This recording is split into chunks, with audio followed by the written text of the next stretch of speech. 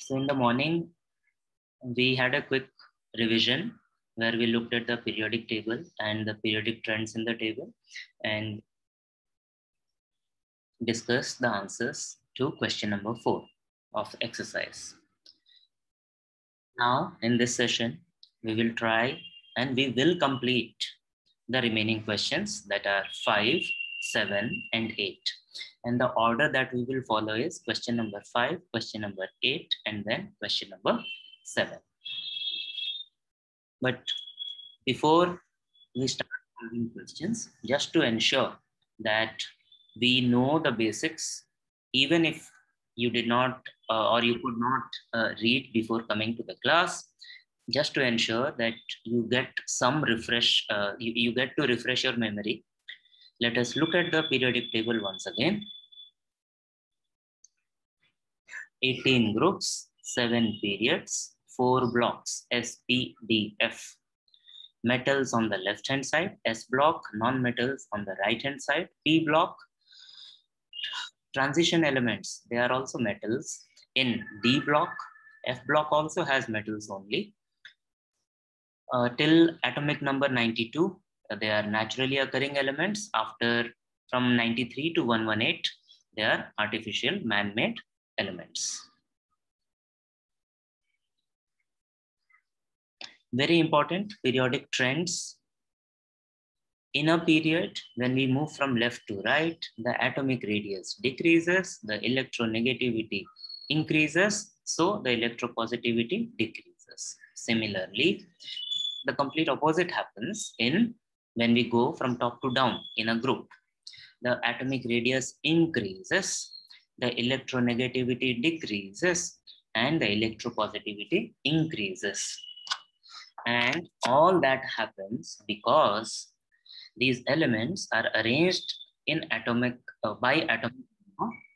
The atomic number gives us the number of electrons. The number of electrons gives us electronic configuration. So what is happening is, along a period from left to right, valence electrons, the number of valence electrons, it first increases from 1 to 4, then it decreases from 4. No, it then also increases from 4 to 8. It continuously increases from 1 to 8. But the valency, which is the number of electrons an atom gains, loses, or shares to form a bond, it first increases from 1 to 4, then it decreases from 4 to 0. And if we also talk about the number of shells, that remains same. But if we look at number of electrons and protons, right, they increase. This explains the properties 1, 2, and 3. If you look at the similar things in case of elements in a group, what happens is the number of valence electrons, they remain same. So the valency also remains same. But what changes is the number of shells. So as we move from top to down, the number of shells increases. Now, when we add this information to this picture, then it becomes complete. Without the mention of valence electrons and valencies and a number of shells, the characteristics, the periodicity of the properties is not explained. So whenever you make notes, add to this picture valence electrons, valency, and shells. This is the summary on one slide. Now, question number 5 says, write the name and symbol. Write the name and symbol of the element from the description. So below, 5 descriptions are given. We have to read them. we have to understand what it means, the description, and then we will have to identify the element that it is describing. Once found that out, we have to write the name of the element and its symbol. And I guarantee you, most of it, and when it comes in the exam, all of it, you can answer without even looking at the periodic table. The answers will be somewhere in the first 20 elements only, because you are in class 10 now. When you go to higher classes, then you will need to practice with more elements. But right now, 20 should be enough. With that in mind, because we are not in the exam now, and we are still trying to understand this perfectly, you are allowed to use the table in the textbook, periodic table, and try answer this question. The first one is the atom having the smallest size. Smallest means sabse chota. This does not mean sabse halka. Halka or bhari relates to weight or mass. This is not weight or mass. This is related to size. So this is related to atomic radius. So the question is, which atom or the atoms of which element will be the smallest of all? When it says the atom having the smallest size, so it is not about atomic number. It is not about atomic mass number. It is about the atomic radius. It is about the atomic radius. Remember, the size of the atom depends on two things. Number one is how many shells are there? Number of shells. This is like कि घर में कितने कमरे हैं. जितने ज्यादा कमरे होंगे घर उतना बड़ा होगा. बड़े घर में ज्यादा कमरे होते हैं. The other thing it depends on is how many protons and electrons are there. That is the atomic number. These are the two things it depends on. Because we want the smallest size, we want the least number of shells.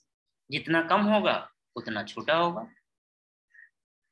Also, because we want the atom of the smallest size, given once we have fixed the number of shells, minimum, or kam se kam ek to hona zarur. Once we have decided that, the atomic number has to be maximum for that shell. Because when the atomic number is maximum, the force of attraction between protons and electrons will be more. If the force of attraction is more, then the electrons will be closer to the nucleus and the atom will be smaller. So that tells us that to find out which is the smallest atom, it must be in period 1. And because it is period 1, because it has only one shell, which is K shell, it can have 2 electrons. It should have 2 electrons, not 1. If we understand this, the answer is very clear. It has to be helium, He. It is not hydrogen, it is helium. And the same thing is mentioned in the trends also. Let us see that. Chand mentioned the trends in the periodic table. What he was referring to is this decreasing atomic radius. So here we have hydrogen, here we have helium. Clearly, the size of helium is smaller than the size of hydrogen.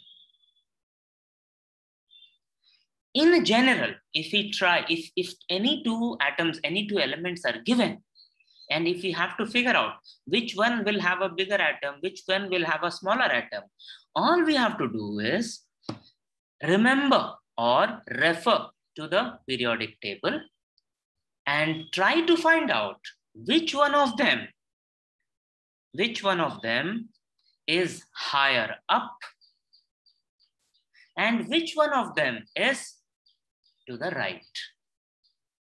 So between lithium and beryllium, beryllium will be smaller. Between lithium and magnesium, lithium will be smaller because it has one shell less. First, find the period and then find the group, and we will arrive at the correct answer all the time. Next question, which is 5B, is the atom having the smallest atomic mass. Now, I would say that this is bad English.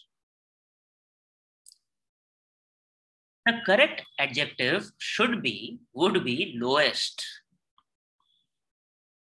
because it is related to quantity, a mass, not a number. So let us say lowest atomic mass, the atom having the lowest atomic mass.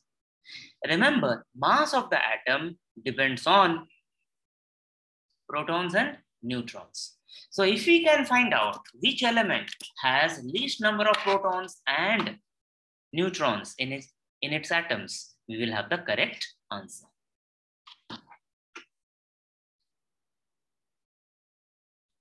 What we are saying here is atomic mass depends on two things.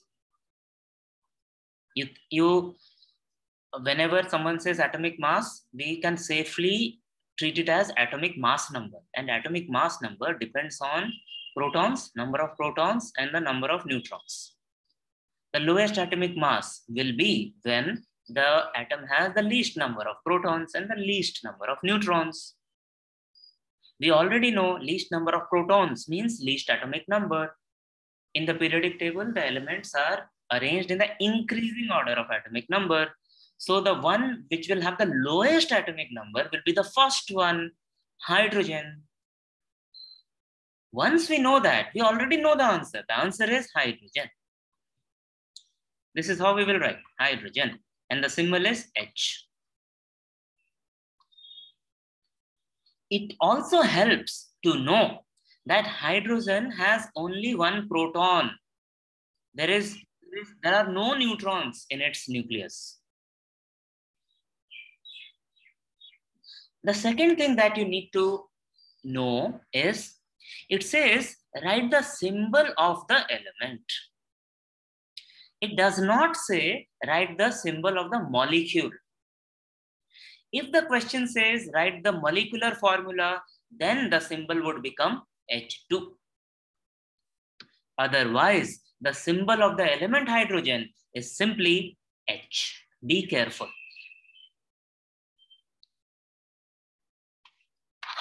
Third question, which is 5C, is we have to name and give the symbol of the most electronegative atom.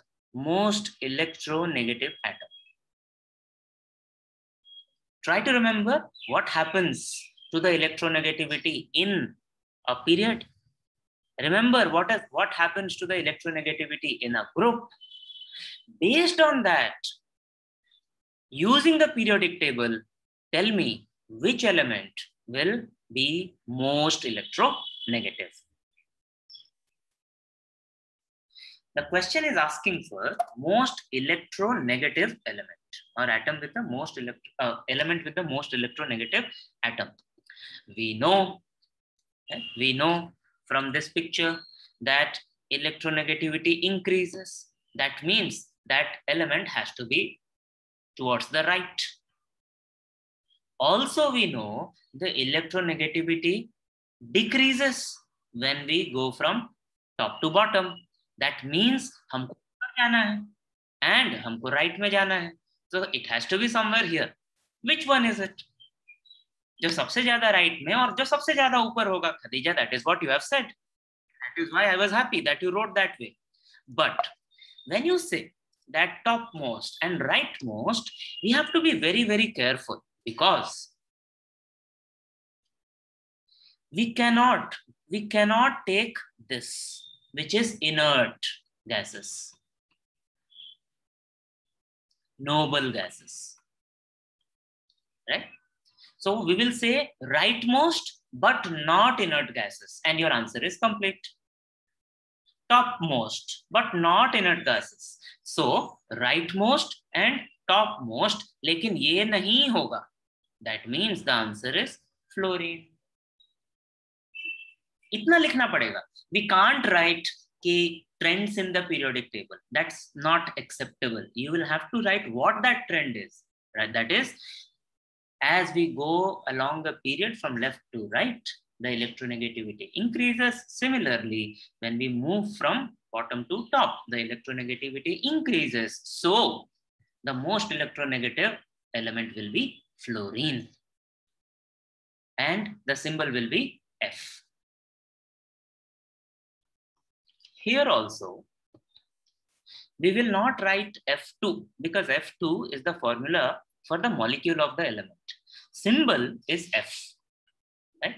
So molecular formula is F2, whereas the symbol of the element is F. So you stick to F, that is fine.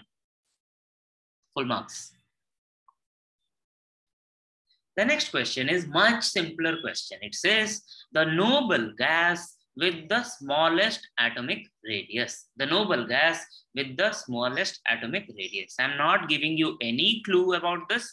Just refer to the periodic table and give me the answer. The question talks about noble gases. So the moment it says noble gases, our search in the periodic table gets restricted to one group, group 18. Then it says the smallest atom. Now we know the atomic radius increases top to bottom. That means it decreases from bottom to top.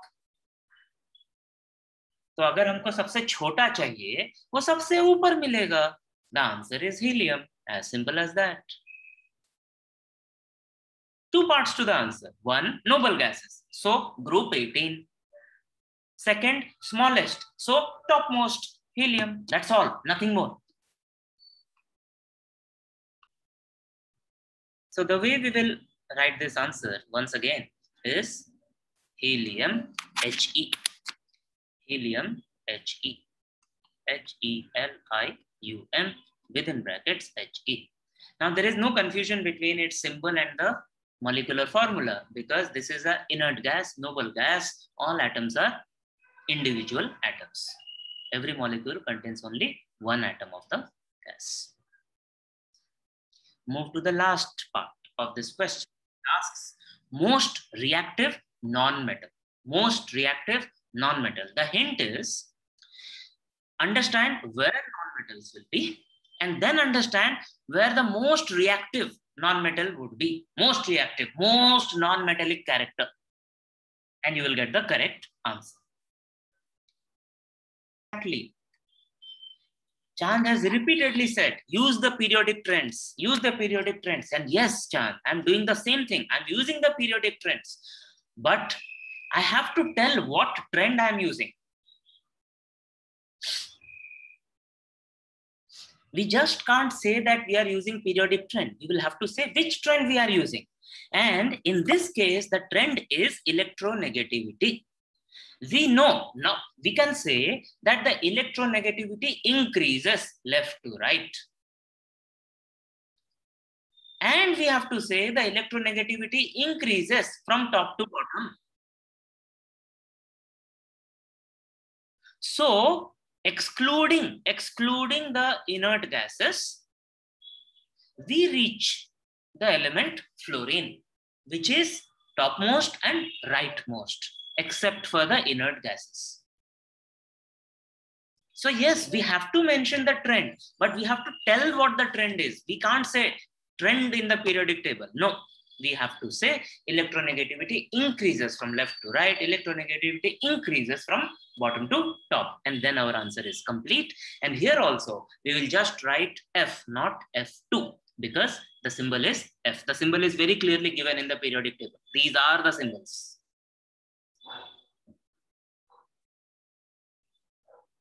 Moving to the next question, which is the last question in the exercise, but not the last question in our discussion. It is question number 8. It says, write the names from the description.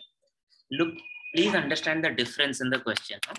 In the previous question, it asked name and symbol. Now it is only asking for name. It is not asking for symbol. It is asking for name. We have to give the name. If the answer is hydrogen, we will have to write H-by-D-R-O-G-E-N. H, right? Just writing H will not be enough. So some descriptions are given. Based on that, we have to find the name of the element or whatever it is asking for. Now try to take first question, only first. Let us look them in groups, but first one, A.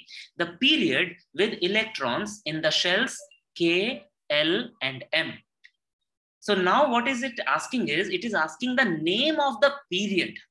Name of the period in which the elements have electrons in the shells K, L, and M. It is asking the name of the period. Now period, some people say first, second, third, fourth, fifth, sixth, seventh, or some people say period 1, period 2, 3, 4, 5, 6, 7. Both are correct. I suggest you use period 1, 2, 3, 4, 5, 6, 7, just as we use group 1, 2, 3, 4, 17, 18. It's easier. Chanda has finally given the correct answer, complete answer. We will say, now K, L, and M, they are 3 shells, and first 3 shells. Now, because we need electrons in the 3 shells, the elements will be in period 3. This much is enough. 3 shells, period 3, enough. You don't need to write 1 letter more.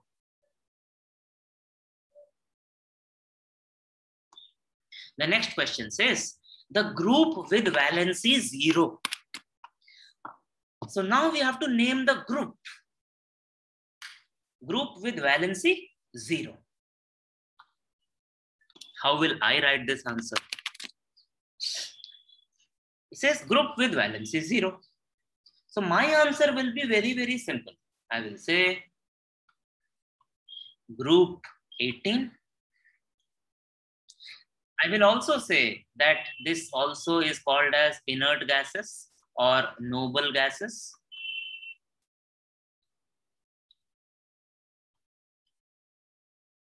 And I would say, as Prachi has said, that these elements, the atoms of these elements are stable.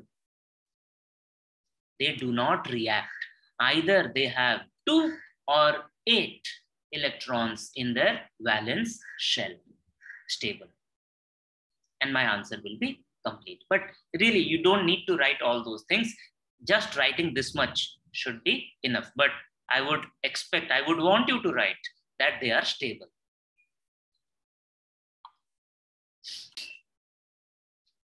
Next question is D, 8D. The family of metals having valency 1. Now this is a, oh no, 5C, 8C. The family of non-metals having valency 1. I'm sorry. The family of non-metals having valency 1. Ab ye kya hai? We studied groups, we studied periods. Now it is asking about family having valency 1. The moment, so don't need to be confused. Absolutely not. It says having valency 1. That means this group of non-metals have the same valency. And elements belonging to the same group have the same valency.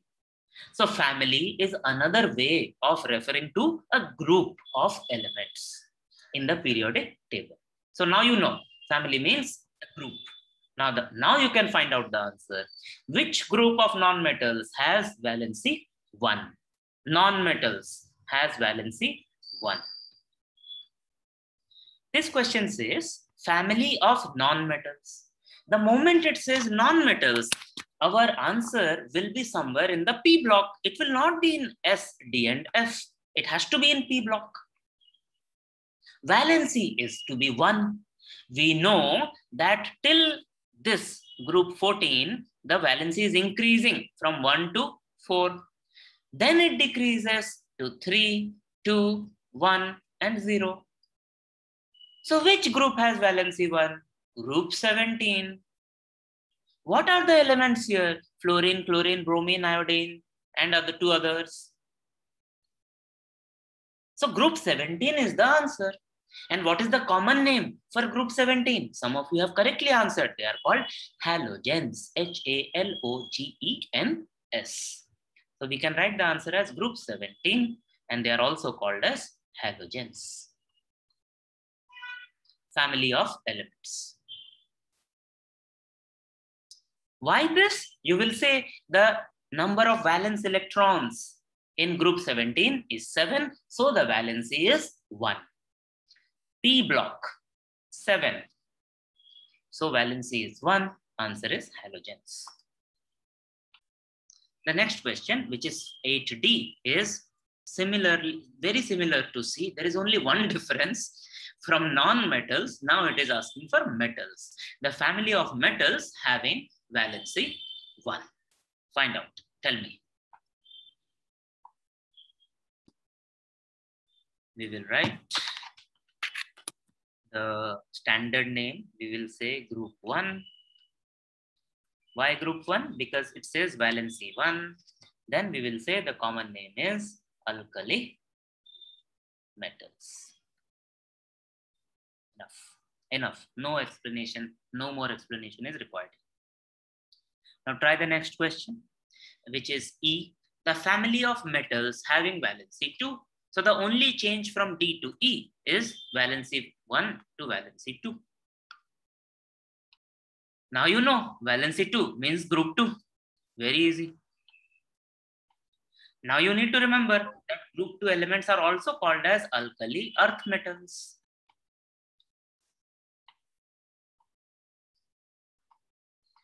Remember, they are also called as alkaline earth metals. They are same. Don't get confused. Nothing else is required. Complete answer. So 8F, name the metalloids in period 2 and period 3. So just for our help, we will say period 1, period 2, period 3, period 4, period 5, 6, and 7. So period 2, metalloid. This and this. How do I know? I don't remember. I'm just looking at the color. We have studied that they are by the zigzag line. So 8F, you will write boron and silicon. The question asks for the name, not the symbols. You will write BORON, boron, and SILICON, silicon. 8G, it asks the non-metals in period 3. This is the period 3. Silicon is a metalloid. We have already agreed. Everything to the left of it will be metal. So everything to the right of it will be non-metal. So we will have to write phosphorus, sulfur, chlorine, and argon. An element has to be a metal or non-metal, whether it is alkali family, alkaline earth family, halogen family, or inert gases family. It doesn't matter. Every element has to be a metal or non-metal. So you cannot miss argon. 8G has 4 names in it: phosphorus, sulfur, chlorine, and argon. These are the non-metals. The last question, it says, any two elements with valency 4. We know that in a period, the valency increases from 1 to 4. So group number 1, valency is 1. Group number 2, valency is 2. We don't consider this. So group number 13 is valency 3, and group number 14 is valency 4. So you can name any of these elements. You can say carbon silicon, you can say silicon germanium, you can say germanium tin, you can say tin lead. Any two of the entire group 14. It says write scientific reasons. Yes, reasons have to be scientific only. Reasons cannot be whimsical. So there are 5 situations, 5 facts that are mentioned, and we have to tell why that happens. Remember, when it says write scientific reasons, we are assuming it is given that what is given below is correct. You don't need to bother about whether it is right or wrong. अगर ऐसा होता तो question would have said state true or false with reason. यहाँ पे true or false नहीं बोला. That means whatever is said is true. First one, atomic radius goes on decreasing while going from left to right in a period. In a period, all the atoms, all the elements have same number of shells. If it is period 1, all the elements, all the atoms of those elements have only one shell. If the period is 2, they have 2 shells. If the period is 3, they have 3 shells. The number of shell remains same.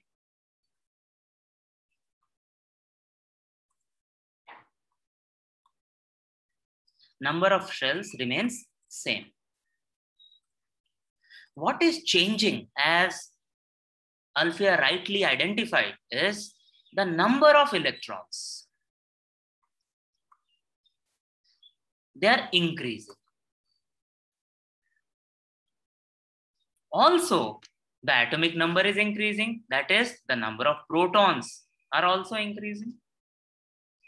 Because the number of protons and electrons are increasing and the number of shells remain same, कमरे उतने ही हैं, लोग बढ़ रहे हैं. So the protons are attracting the electrons, positive and negative, unlike charges attract each other. More positive charge, more negative charge. So the force of attraction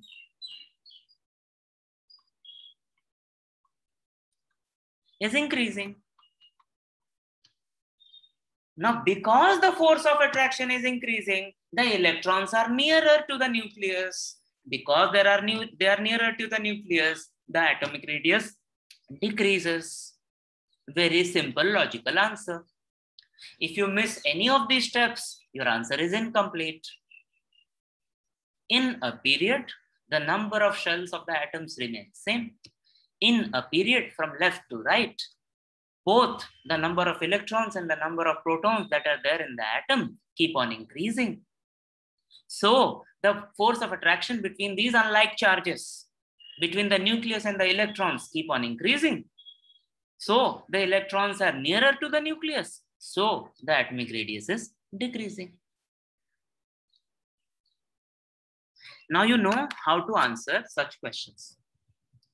Let us see if you can use the same technique to find the answer for the second one, 7b. It says another periodic trend. It is asking for the reason for that periodic trend. Metallic character goes on decreasing. Metallic character goes on decreasing from left to right in a period. This is a periodic trend. The question is, why does this happen? So here, the question is about metallic character. So what is metallic character? Metallic character is ease of losing electrons. It is the ease of forming cations, positive ions. This is the meaning of metallic character. Now what is happening when we are moving from left to right? A में ही तो हमने answer किया. When moving from left to right in a period, the force of attraction between the nucleus and the electrons is increasing. Why? That also we discussed in the answer for A. Because in a period, the number of shells remains same, the number of protons and electrons increase, so the force of attraction increases. Because the force of attraction is increasing, it becomes more and more difficult to lose the electrons. जो आपको, अगर आपको मैं जोर से खींचूंगा अपनी तरफ, तो आपको छोड़ा के भागना मुश्किल होगा. अगर न्यूक्लियस इलेक्ट्रॉन को कस के पकड़ के रखता है, तो इलेक्ट्रॉन का भागना मुश्किल होगा. That's it. So the metallic character decreases. Let's see if you can answer the third one. It says atomic radius goes on increasing down a group. So A and B were about a period. A and B were about a period, trend in the period. C is about a group. We already know that the atomic radius increases down the group. The question is, why does it happen? The simple answer the new shell is added to the atom. Perfect. As we move from the top to the bottom, as we go down a group, more and more shells are added.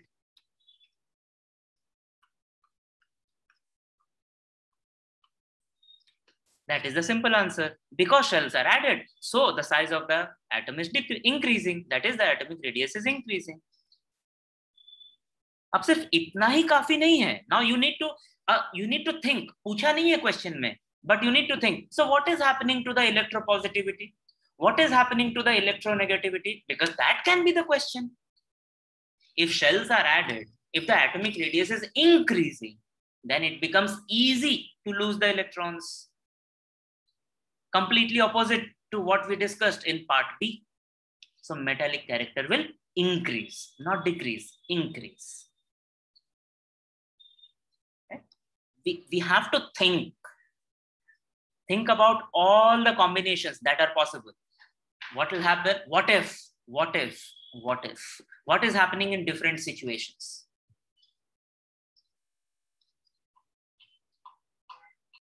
Let's try the next question. D. It says elements belonging to the same group. So C and D both are about group. Elements belonging to the same group have the same valency. Why?